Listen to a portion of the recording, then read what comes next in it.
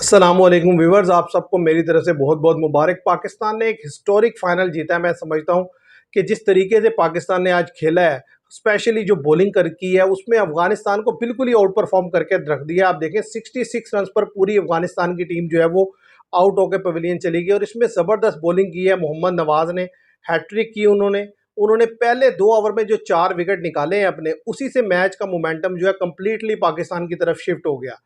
और इसके साथ साथ इब्रार की बॉलिंग भी बड़ी ज़बरदस्त थी। लेकिन उससे पहले पाकिस्तान के जो बैटर्स हैं, नो डाउट कि वो कोई खातिर खा इनिंग्स नहीं खेल सके, लेकिन पिच के अकॉर्डिंग उन्होंने इतना रन ज़रूर बना दिया कि जिसमें पाकिस्तान को फाइट करने का पूरा पूरा मौका मिला और जिसमें फिर बॉलिंग ने डिलीवर करके दिया।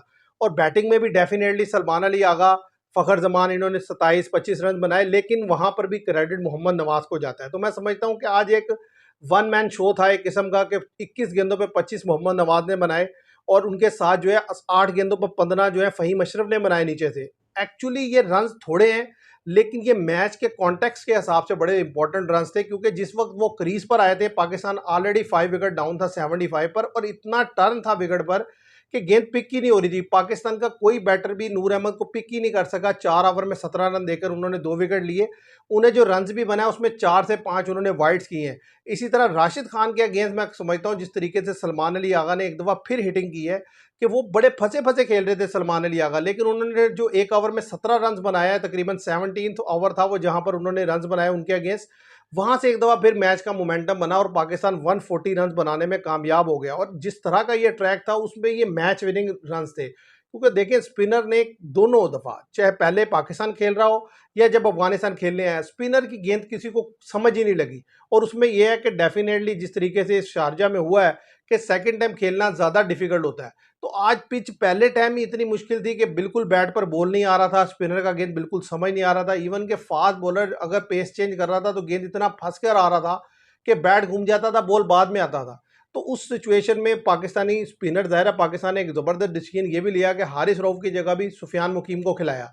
तो पाकिस्तान के पास जो स्पिन ऑप्शन थे वो बहुत ज़्यादा थे, इसलिए सलमान अली आगा ने खुलकर स्पिनर यूज़ किए, पावर प्ले में भी यूज़ किया और फिर स्पिनर ने भी डिलीवर करके दिया। और दूसरी तरफ मैं समझता हूँ ये एक टीम एफर्ट भी थी। अगर शहीनशाह अफरीदी की तारीफ ना की जाए तो ये भी ज्यादती है। उन्होंने 2 ओवर किए, लेकिन ज़बरदस्त ओवर किए। जिस तरीके से रहमानुल्लाह गुरबाज को उन्होंने आउट किया और किसी भी बैटर को उन्होंने खेल लेने दिया, 2 ओवर में 6-7 रन देकर वो 1 विकेट लेकर गए। लेकिन इब्राहिम जदरान को भी उन्होंने तंग किया, उन्होंने सदीकुल्ला अतुल को भी तंग किया। तो कहने की बात यह है कि हर लड़के ने अपने अपने हिसाब से बेहतर परफॉर्म करने की पूरी कोशिश की है, लेकिन साथ ही साथ ज़ाहिर है वो एरियाज जिसको हमें इम्प्रूव करने की ज़रूरत है। अगर हमने आगे एशिया कप के फाइनल में पहुंचना है, आगे एशिया कप जीतना है, उसके लिए ज़रूरी है कि आपको जो है मोहम्मद हारिस, जो विकेट कीपर आपके बैट्समैन हैं, आपको उनकी लाजमी डिसीजन लेना होगा कि आप उनको रिप्लेस करें। अगर आप उन्हें रिप्लेस नहीं करते तो ये चीज़ आपको कहीं ना कहीं जाकर हर्ट करेगी। उसकी वजह यह है कि वो मुसलसल लूज खेलते हैं, उन्हें बिल्कुल पता नहीं चलता बॉल की लाइन में कैसे आना है। आज भी एक क्रूशियल मोमेंट पर आकर जिस तरीके से वो आउट हुए, यानी कि वो बिल्कुल मैच को उन्होंने नीचे लगवा दिया था। और मुसलसल वो लड़का 10-12 मैच में इसी तरीके से आउट हो रहा है, उनसे बॉल ही पिक नहीं होती। और इसी तरह Sahibzada Farhan top of the order जिस तरीके से लूज खेल रहे हैं, मैं समझता हूँ साहिबजादा फरहान को एक स्टेप नीचे लाकर फ़खर जमान से ओपनिंग करवा लेनी चाहिए, क्योंकि पहले दूसरे ओवर में तो वो ओपनिंग पे आ रहे हैं। साहिबजादा फरहान 1-2 स्टेप अगर नीचे आ जाए तो हो सकता है डिलीवर कर सकें। और अगर आपने साहिबजादा फरहान को as a wicket keeper batsman लेके जाना है तो फिर उनसे कीपरिंग करवाएं, तभी आपको वो फायदेमंद हो सकते हैं। शायद वो रन कर लें, लेकिन क्योंकि आपके पास एक प्लेयर की स्लॉट खाली है और वो फिल होनी चाहिए। और वो प्लेयर मैं समझता हूँ अगर आप जो भी रखें, हुसैन तलत को रखना चाहते हैं उन्हें रखें, या जिस भी प्लेयर को रहना चाहते हैं, लेकिन मोहम्मद हारिस की वो जगह नहीं बनती। आपको एक प्रॉपर विकेट कीपर बैटर चाहिए। अब आप वो मोहम्मद रिजवान की शक्ल में बुला लें, वो आप किसी और बैटर की शक्ल में मंगवा लें, लेकिन आपको एक कीपर बैट्समैन चाहिए, क्योंकि वो मुसलसल आपको जो है परफॉर्म करके नहीं दे रहे।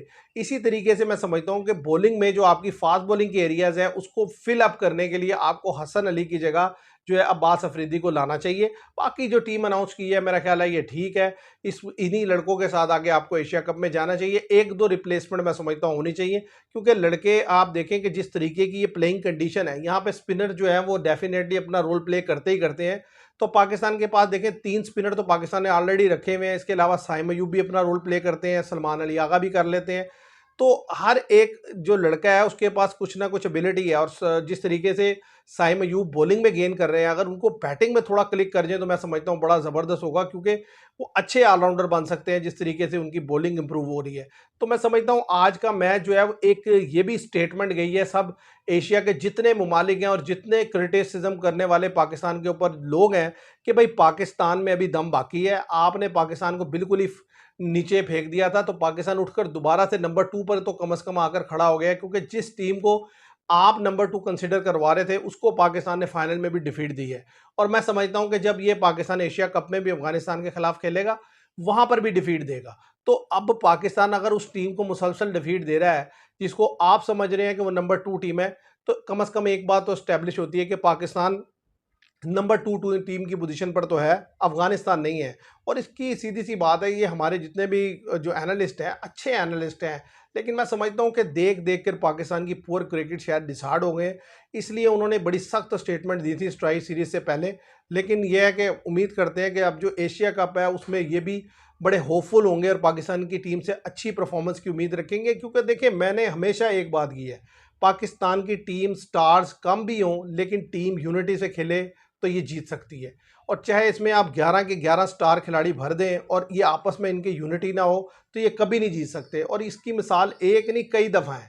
आज यही मैच होता और आपके पास स्टार्स होते तो आपने फिर हार जाना था, क्योंकि उनकी आपस में नहीं बनती, वो टीम टीम ही नज़र नहीं आती। अब यह है कि लड़कों ने कम से कम एक जान होकर खेला है, एक टीम होकर खेला है। लड़का जो भी क्रीज पर आ रहा था वो ये सोच कर आ रहा था यार मैं कुछ ना कुछ कंट्रीब्यूट करूं।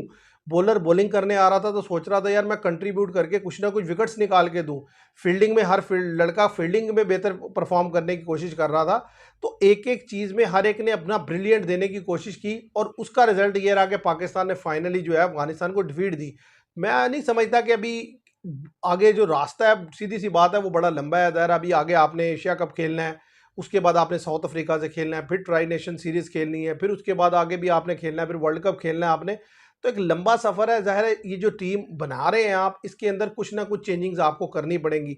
वो आप अगर साथ साथ करते चले जाएंगे तो टीम आपके सामने बैलेंस होती चली जाएगी, और जब आप पहुंचेंगे वर्ल्ड कप के लिए तो बहुत अच्छे से टीम बैलेंस हो चुकी होगी। लेकिन अगर आप अपनी ज़िद पर अड़े रहेंगे और उन्हीं खामियों के ऊपर स्टैंड करेंगे जो मुसलसल होती चली जा रही हैं, तो फिर ये चीज़ अच्छी नहीं है। देखिए आज आपको जीत मिली है, ज़बरदस्त परफॉर्मेंस थी, लड़कों ने अच्छा परफॉर्म किया, लेकिन अपनी मिस्टेक्स को नहीं भूलना चाहिए। जो मिस्टेक्स हमने की मैंने आपके सामने हाईलाइट की। उम्मीद करते हैं कि आइंदा आने वाली जो टूर्नामेंट है उससे पहले पहले पाकिस्तान अपनी मिस्टेक्स को रेक्टिफाई कर लेगा, और जब रेक्टिफाई कर लेगा तो उसमें भी बेहतर खेलता हुआ नजर आएगा और एशिया कप में भी बेहतर परफॉर्म करता हुआ नजर आएगा। आज के लिए इतना ही। Thank you very much.